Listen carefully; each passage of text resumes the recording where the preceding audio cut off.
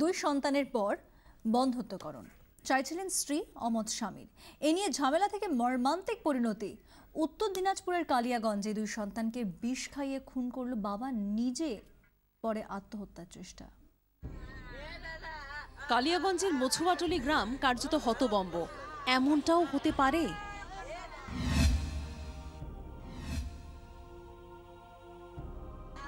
5 বছরের দীপক ও 3 বছরের পঞ্চমী দুই সন্তানের পর লাইগেশন করাতে চাইছিলেন সঞ্জনা রায়, কিন্তু এতে ঘোর আপত্তি স্বামী অন্নদা রায়, যে কারণে রোজ অশান্তি হতো।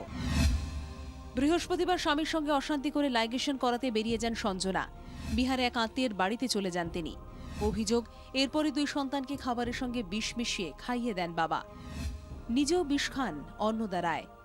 ভাইটা আমার মানা করছিল যে তোমাকে অপারেশন করতে হবে না, আমি যেতে দেবো না। তো বউ আবার তাও কিছু শুনলো না, অপারেশন করতে চলে গেছে।